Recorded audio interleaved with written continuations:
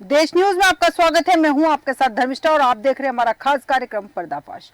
पर्दाफाश में आज हम बात करेंगे देश के 3 राज्यों मध्य प्रदेश, उत्तर प्रदेश और बिहार के साझे की बाणसागर परियोजना में 1620 करोड़ का भ्रष्टाचार हुआ है और प्रदेश के सबसे बड़े घोटालों में से एक है और इसमें 15 आरोपियों के खिलाफ आरोप तय किया गया, लेकिन अभी तक जल संसाधन विभाग के 3 इंजीनियरों से कुछ राशि की ही वसूली का निर्णय लिया गया है और ऐसा करके परियोजना में हुए भ्रष्टाचार पर पर्दा डालने की कोशिश की गई है। बाणसागर परियोजना मध्य प्रदेश में गंगा बेसिन में स्थित सोन नदी पर बनी एक बहुउद्देशीय नदी घाटी परियोजना है और इस परियोजना की आधारशिला पूर्व प्रधानमंत्री मोरारजी देसाई ने रखी थी और बाणसागर बांध से मध्य प्रदेश, उत्तर प्रदेश और बिहार को जल बंटवारा होता है। ये बांध मध्य प्रदेश में 2490 वर्ग किलोमीटर, उत्तर प्रदेश में 1500 वर्ग किलोमीटर और बिहार में 940 वर्ग किलोमीटर के क्षेत्र में सिंचाई करता है। ये मध्य प्रदेश में 425 मेगावाट बिजली उत्पादन भी करता है। बाणसागर परियोजना के मुख्य बांध के डाउन स्ट्रीम में एनर्जी डेसिपेशन अरेंजमेंट के रोलर बकेट की क्षति होने पर इसे ठीक कराने के लिए वर्ष 2007 में टेंडर किए गए थे और तत्कालीन समय में टेंडर से अधिक यानी कि 62.52% दर आने की वजह से टेंडर जो है निरस्त कर दिया गया। बाद में 2009 में टेंडर करने पर इसकी दर 49.45% अधिक SOR आई और इसे मंजूरी देने से सरकार को 6.89 लाख रुपए की जो है क्षति हुई। इसके अलावा रोलर बकेट के नुकसान पर लगभग ये जो लमसम टेंडर पर अगस्त 2007 से 2012 तक एपॉक्सी ट्रीटमेंट भी कराया गया। मतलब साफ है कि भ्रष्टाचार हुआ है और अच्छे खासे रुपयों का हुआ है और इसी पर विस्तार चर्चा के लिए हमारे साथ हमारे संवाददाता भोपाल से मनीष कुमार जुड़ चुके हैं और आलोक सिंघई जी हमारे साथ जुड़े हुए हैं, वरिष्ठ पत्रकार। आप दोनों का देश न्यूज में बहुत बहुत स्वागत है। सबसे पहले तो मनीष से शुरुआत आपसे करूंगी। मध्य प्रदेश में इस परियोजना में 1620 करोड़ रुपए का भ्रष्टाचार हुआ है। सबसे बड़ा सवाल यह है कि बहुत पुरानी परियोजना है, उसके बावजूद ये भ्रष्टाचार हुआ। इंजीनियरों से वसूली के नाम पर मात्र कुछ रुपए लिए गए हैं। जी धर्मिष्ठा जी, सबसे पहले मैं थोड़ा सा पीछे जाके बात करना चाहूँगा इस परियोजना के बारे में। इस परियोजना की शुरुआत जो पूर्व हमारे प्राइम मिनिस्टर थे मोरारजी देसाई, उन्होंने इसकी शुरुआत की थी, जिसमें कि उन्होंने 3 राज्यों को लेकर चले थे, मध्य प्रदेश, उत्तर प्रदेश और बिहार, जिसमें इन्होंने कहा था कि साझा जब ये परियोजना तैयार होगी तो उसमें सिंचाई के लिए बहुत बड़ी परियोजना तैयार होगी कि सिंचाई जो सूखा पड़ जाता है उसमें जब ये जल का निरीक्षण किया जाएगा तो उसमें क्या है कि आने वाले समय में आसपास के इलाकों में जो नमी बरकरार रहेगी, पेड़ पौधे भी रहेंगे और दूसरी चीज़ कि इसका अनेक तरह से और बिजली उत्पादन के लिए भी कई जगह से इसका फ़ायदा देखने के लिए तैयार किया गया था। उस समय मोरारजी देसाई ने इसकी नींव रखी थी, लेकिन बाद में जो ये चला 2007 के बाद 2012 तक की जो परियोजना आई उसमें देखा गया कि उसमें घोटाला किया गया। उसके बाद अभी जो 1620 करोड़ का मामला जो हम देख रहे हैं कि 3 इंजीनियरों की मिलीभगत से इतना बड़ा घोटाला सामने आया है और वो भी सामने नहीं आ रहा है। कहीं ना कहीं से इसमें जो सरकार है उसमें जो उच्च अधिकारी, आला अधिकारी हैं, इसमें इस बात को पूरी तरह से कहीं ना कहीं दबा रहे हैं और ये थोड़ी सी बात जो सामने निकल के आई, सिर्फ हम तो अभी ये देख पा रहे हैं कि 1620 करोड़ का मामला है। अगर इसकी तह में अगर जाए धर्मिष्ठा जी तो बहुत अभी परतें खुलती जाएंगी, जिसमें कि अभी और घोटाले की मतलब आशंका जताई जा रही है, सामने आएंगे धीरे धीरे। बिल्कुल बिल्कुल सही कहा। आलोक सिंह जी, आपके पास आना चाहूंगी। इस वक्त जो घोटाला सामने आया है, इस परियोजना में घोटाला किया गया है, कहीं ना कहीं जो लागत लगाई गई उस लागत से अधिक पैसा वसूल किया गया और इंजीनियरों ने सिर्फ एपॉक्सी ट्रीटमेंट कराने पर ही यहाँ पर लगभग 11 करोड़ रुपए खर्च कर दिए। मतलब साफ है भ्रष्टाचार तो हुआ है और वसूली के नाम पर हाथ में वर्तमान में कुछ भी नहीं है। बिल्कुल धर्मिष्ठा जी, ये जो साझे की परियोजना थी 3 राज्यों के बीच में थी। 50% हिस्सा मध्य प्रदेश का है और 25% हिस्सा बिहार और यूपी का है जी। और ये लगातार शुरू से इसमें भ्रष्टाचार होता रहा है और इसमें कई नेताओं ने, क्षेत्रीय नेताओं ने वहां से बात उठाते रहे, विंध्य के नेता और रीवा से बात उठाते रहे, आसपास के गिरीश गौतम जी भी उठाते रहे और लगातार ये बात आती रही कि इसमें भ्रष्टाचार हो रहा है। वहां के एक कर्मचारी ने, पांडे जी ने भी ये आवाज उठाई थी और कई सालों तक ये चलती रही। इसके बाद में ईओडब्ल्यू की जांच बैठी तो ईओडब्ल्यू ने जब मुख्य परीक्षक से, तकनीकी परीक्षक से कहा कि भाई आप हमें इंजीनियर दीजिए, हम इसकी जांच कराते हैं, तो उसने कहा नहीं, आप अपने इंजीनियर वहीं से लोकल स्तर पर इकट्ठे करिए। जबकि लोकल के सारे इंजीनियर्स जो थे, पीएचई के या पीडब्ल्यूडी के जो भी थे, सारे लोग कहीं ना कहीं भ्रष्टाचार में शामिल थे, ठेके ने उन्हें ले रखे थे। और जांच कैसे हो, लगातार होती रही। सीएजी ने इसमें आपत्ति उठाई। 2009-10 में सीएजी ने कहा कि करीब 500 करोड़ का भ्रष्टाचार हुआ है, वो तत्कालीन साल में। लेकिन आज तक जो है इसमें 1700 करोड़ तो कम ही है, और भी ज्यादा भ्रष्टाचार हुआ है और लगातार होता जा रहा है। ईओडब्ल्यू इसमें जांच कर रही है। कई अधिकारी जो आते हैं बीच बीच में, वो बहुत सक्षम नहीं रहते। कुछ अधिकारी सक्षम आ जाते हैं, जैसे एस शुक्ला जी थे, वो जांच अधिकारी बन के जब आए तो उन्होंने जांच करके चालान पुटअप किया। लगातार अदालत की विशेष अदालत जो है वो कह रही है कि जांच करके दो, फैक्ट दो। सरकार ने मंजूरी नहीं दी है, उनके खिलाफ जांच की मंजूरी नहीं दी है, और उनसे वसूली भी नहीं हो रही है इंजीनियर से। बिल्कुल साफ है, भ्रष्टाचार साबित हो गया है। अब बताइए, एपॉक्सी पेंटिंग जो है, एपॉक्सी पेंटिंग के लिए मात्र 11 करोड़ रुपए खर्च कर दिए गए। बिल्कुल इस तरीके से नहरें बनाने के नाम पर जो पैसा आया उससे स्टेशनरी खरीद ली गई। हालत यह है कि यूपी की एक नहर तो फट गई थी और उसमें कई गांव डूब गए थे। तो ये जो है लगातार शुरू से भ्रष्टाचार इस नहर में होता, इस बाग में होता रहा है, इस परियोजना में। लेकिन सरकारें जो है उनके कानों पर जूं नहीं रेंग रही है और दोषियों को दंडित नहीं किया जा रहा है। इसके कारण भ्रष्टाचार लगातार जारी है। तो इसमें तेजी से कार्रवाई होनी चाहिए। अदालत के निर्देश पे जो जांच चल रही है वो जांच भी तेजी से निपटाई जाए और ईओडब्ल्यू को पूरे फैक्ट इकट्ठे करके अदालत में प्रस्तुत करना चाहिए ताकि दोषियों को दंडित किया जाए। बिल्कुल, वसूली तो नहीं हो पाएगी। बिल्कुल बिल्कुल, बहुत सही बात कही आपने कि वसूली तो नहीं हो पाएगी, लेकिन दोषियों को दंडित करना जरूरी है, वरना इस तरह के भ्रष्टाचार जो हैं रुकने का नाम नहीं लेंगे। मनीष जी, आपके पास आऊंगी। यहाँ पर अगर बात करें 18 मई 2013 को 1620 करोड़ दी गई थी, इसकी स्वीकृति की गई थी, और उसके बाद जो लागत लगाई गई थी वो इससे कई गुना ज्यादा बताई गई। करोड़ों रुपए का भ्रष्टाचार हुआ, जैसे कि आलोक सिंघई जी ने भी कहा कि अगर परतें खुलेंगी तो और भी घोटाला सामने आएगा। भ्रष्टाचार के जो आंकड़े हैं ये और ज्यादा बढ़ जाएंगे। ये जो करोड़ों की जो भ्रष्टाचार किया गया है, ये आंकड़ा कई गुना बढ़ सकता है। लेकिन सबसे बड़ा सवाल यहाँ ये है कि जिस तरह से ये पूरा मामला मात्र इंजीनियरों पर डाल दिया गया, आपको क्या लगता है कि केवल इंजीनियरों ने भ्रष्टाचार किया होगा, इसमें और किसी का हाथ नहीं होगा? देखिए धर्मिष्ठा, ये जहाँ पे परियोजनाएं बनती हैं वो सरकार वहाँ पहले से अपना सारा ब्यौरा तैयार कर लेती है कि जो ही परियोजना बनती है वहाँ के आसपास की जमीन, वहाँ का निरीक्षण करना और सारी जिम्मेदारी ये अलग अलग डिपार्टमेंट को सौंपी जाती है। बिल्कुल।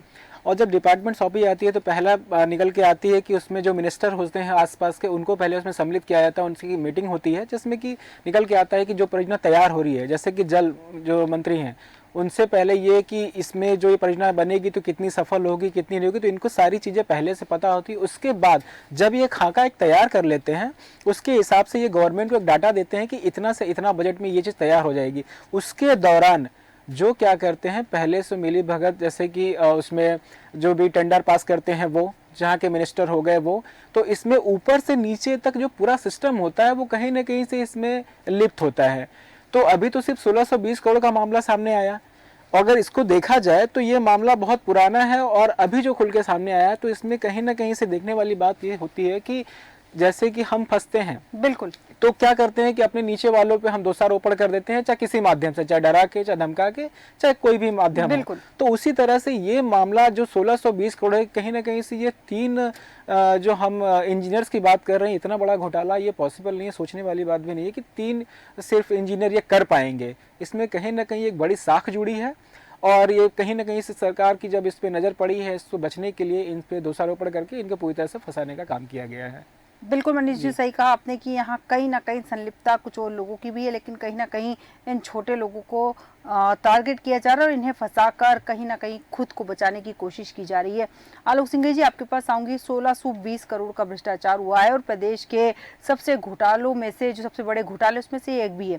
सबसे बड़ा सवाल यह है कि 15 आरोपियों के खिलाफ आरोप तय किए गए, लेकिन अभी तक जल संसाधन विभाग के मात्र 3 इंजीनियर हैं, उनसे कुछ राशि मात्र नाम मात्र की वसूली की गई है। आपको नहीं लगता है कि कहीं ना कहीं इस भ्रष्टाचार पर पर्दा डालने की कोशिश की जा रही है कि 3 लोगों पर कार्रवाई कर दो तो सामने वाले को लगेगा या आम जनता को लगेगा कि कार्रवाई तो हो रही है?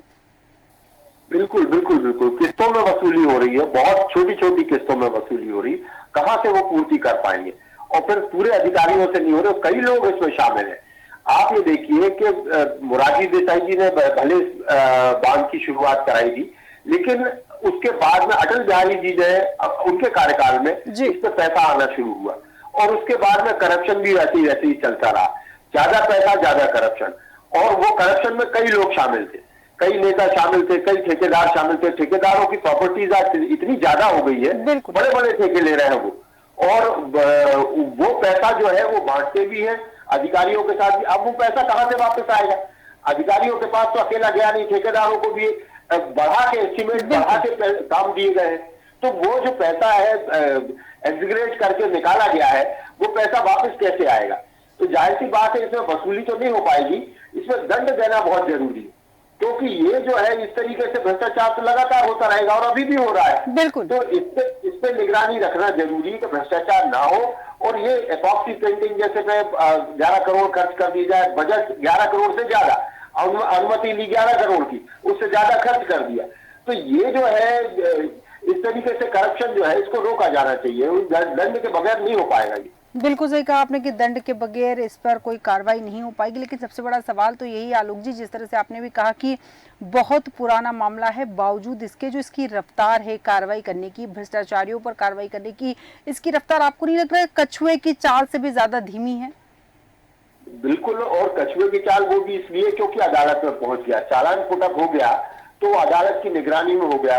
अब अदालत कह रही है ये जांच करके दो, अब जांच नहीं आ रही, अदालत भी क्या करेगी, फैक्ट्स नहीं आएंगे तो ऐसे में इसको जो है जांच को, सरकार को प्राथमिकता लेना पड़ेगी कि हमारा 50% हिस्सा लगा है, तो क्या हम उसका उत्पादन उतना हमें मिल रहा है, क्या हमारे किसानों को, हमारी खेती को फायदा मिल रहा है, क्या बिजली हमें उतनी मिल पा रही है? बिल्कुल। तो ये सारी चीजों पर गौर करना पड़ेगा, बैलेंस शीट पे देखना पड़ेगा कि हमने जो पैसा लगाया है उसका प्रतिफल मिल रहा है कि नहीं मिल रहा है। अब पैसा लगाए जा रहे हैं और वो कहाँ जा रहा है ये पता नहीं चल रहा है। बिल्कुल बिल्कुल सिंह जी, बहुत सही बात कही आपने कि पैसा लगा रहे लेकिन पैसा कहाँ जा रहा है उसकी मॉनिटरिंग करना भी जरूरी है। लेकिन कहीं ना कहीं सरकार की लापरवाहियां ही हैं जो इतना बड़ा घोटाला सामने आया, और ये राशि सरकार की खुद की नहीं, आम जनता का पैसा है, टैक्स से लिया गया पैसा। और सबसे बड़ा सवाल ये होता है कि इस तरह के भ्रष्टाचार नहीं होने चाहिए। मनीष जी, आपके पास आऊंगी। जैसा कि अभी आलोक जी ने भी कहा कि एपॉक्सी ट्रीटमेंट कराने पर ही 11 करोड़ रुपए की राशि जो है स्वीकृत हुई थी और खर्च 11.36 कर दी गई। सबसे बड़ा सवाल यहाँ ये निकल के आता है मनीष जी की जो राशि स्वीकृत की गई थी उससे ज्यादा खर्च बता दिया गया बिना प्रशासनिक अनुमति के। आपको लगता है कि यहाँ पर तो प्रशासन को कम से कम सतर्क हो जाना चाहिए था? जी, एक उदाहरण से बात करना चाहूँगा धर्मिष्ठा जी। जैसे कि हम देखते हैं गांव घर में जब कोई गांव में एक सड़क बनती है जी, तो सड़क का अगर टेंडर निकलता है तो वो कम से कम दाम में उसे टेंडर को पास किया जाता है। उसके बाद क्या होता है कि उसमें गांव का प्रधान, उसका सचिव जी, और कहीं ना कहीं से वहाँ के जो भी लोकल नेता हैं उनका सबकी हिस्सेदारी बन जाती है। तो ये मामला पहले से फिक्स हो जाता है। यहाँ तो बात हम एक परियोजना ही कर रहे हैं जो कि इतने साल पुरानी परियोजना है, और उसका मामला सोचिए कि इतने साल बाद थोड़ा बहुत जाके कहीं उजागर हुआ है। तो अगर हम इसकी बात करें यहाँ पे कि ये जो बात लेकर आए थे कि इंजीनियर्स को इसमें ढकेल दिया जाए, बाकी चीज़ें कर दी जाए, लेकिन ये मामला इतना छोटा ये है नहीं जितना इसको दर्शाया जा रहा है, दिखाया जा रहा है। मामला ये काफ़ी बड़ा है और इसमें जो संलिप्तता है ये सबकी है। ये बस एक खाना पूर्ति की जा रही है कि कोई भी सामने मामला जब आता है तो हम क्या करते हैं, किसी छोटे अधिकारी को या किसको उठा के जेल में बंद कर देते हैं, उसकी कार्रवाई करते हैं और मामला धीरे धीरे रफा दफा कर दिया जाता है। लेकिन अब यहाँ पे देखने वाली बात यह है कि ये सरकार जो है कि 1620 करोड़ का जो मामला है, इतना बड़ी परियोजना है, इससे किसान जुड़े हुए हैं, आसपास के लोग जुड़े हुए हैं, उनसे एक व्यवसाय चल रहा है। और सबसे बड़ी चीज़ की जो खेती है इस पर बहुत बड़ी डिपेंड है इसकी खेती, जो कि हमारे मध्य प्रदेश में 2490 वर्ग किलोमीटर में, फिर बिहार में, फिर यूपी में हो रही है। तो और इस पे जो प्लांट है, इस पे जो खर्च है और इसका जो व्यय है और उसके बाद जो आउटपुट है वो भी कहीं ना कहीं से उनको मिल नहीं पा रहा है। तो इस पे एक सरकार को पैनी नज़र रख के इसकी प्रमुखता से इसकी जांच करनी चाहिए और दोषियों को सामने लाके और सजा देने का काम करना चाहिए। बिल्कुल सही कहा आपने कि इसको प्रमुखता में लेना चाहिए, जांच करनी चाहिए, दोषियों को सजा मिलनी चाहिए। हालांकि वसूली तो नहीं हो पाएगी जैसा कि आलोक जी ने भी कहा, लेकिन बड़ा सवाल यहाँ ये उठता है कि दोषियों को सजा मिलनी चाहिए। लेकिन जिस स्थिति में या जिस स्पीड से ये चल रहा है मामला, लगता नहीं है कि अब सजा का कोई औचित्य रह जाएगा, क्योंकि बहुत लंबा और बहुत पुराना मामला है। बावजूद इसके अभी तक प्रशासनिक अमला या फिर सरकार की बात करें तो वो अलट नहीं है। न्यायालय व्यवस्था थोड़ी लचर है यहाँ पर, और कहीं ना कहीं इसी का फायदा जो है भ्रष्टाचारी उठाते हुए नजर आते हैं। आलोक जी, यहाँ पर एक सवाल और निकल के आता है कि ये जो परियोजना जिसकी हम बात कर रहे हैं, जिसमें भ्रष्टाचार हुआ है, 3 राज्य इसमें लिप्त है। 3 राज्यों में से क्या लगता है किसी एक राज्य को भी ये समझ नहीं आया कि इस मामले में संज्ञान लिया जाए या इस पर एक्शन लेने की जरूरत है? नहीं, राज्य में यही परेशानी है कि 3 राज्य है, 25% हिस्सा लगाया यूपी ने, तो यूपी ने अपनी नहरें बना ली, सिंचाई ले ली और पानी लेना चालू कर दिया।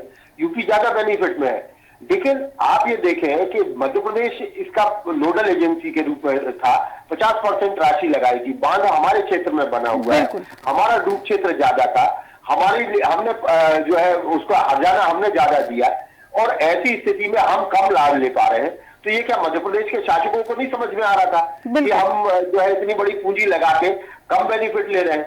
लेकिन वो लगातार उसमें एक के बाद एक लोग शामिल होते गए और भ्रष्टाचार करते गए, हर का हिस्सा बनता गया, और इसके कारण ये परियोजना की लागत भी बढ़ती गई और उसका उपयोग भी नहीं किया। आज जबकि टेक्नोलॉजी बिल्कुल बदल गई है, आज नहरों की बजाय पाइपलाइन बिछा के जो है सिंचाई तक क्षेत्र तक, दूर दूर के क्षेत्रों तक पानी पहुंचाया जा रहा है। इसके बावजूद हम वही पुराने ढर्रे पे चल रहे हैं, वही नहरों का मेंटेनेंस चल रहा है, नहरें लीकेज कर रही है और पानी एवोपरेट होता है।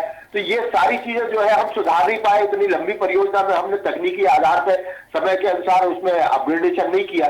तो ये जो चीजें हैं, ये यहाँ के इंजीनियरों की नियत पे भी सवाल उठता है, यहाँ के शासकों की भी नियत पे सवाल उठता है, और इसमें जो है दंड संहिता जो जिस तरीके से बनी हुई है वो भी कारगर नहीं हो पा रही है, तो उसमें भी सवाल उठता है। ये सारी चीजें कटघरे में है। हमें फिर से सोचना पड़ेगा कि क्या हम इस लोकतंत्र को संभाल नहीं पाएंगे, क्या हम इसको ऐसे ही इसी तरीके से सफर करते रहेंगे? तो नई पीढ़ी को फैसले लेना होंगे।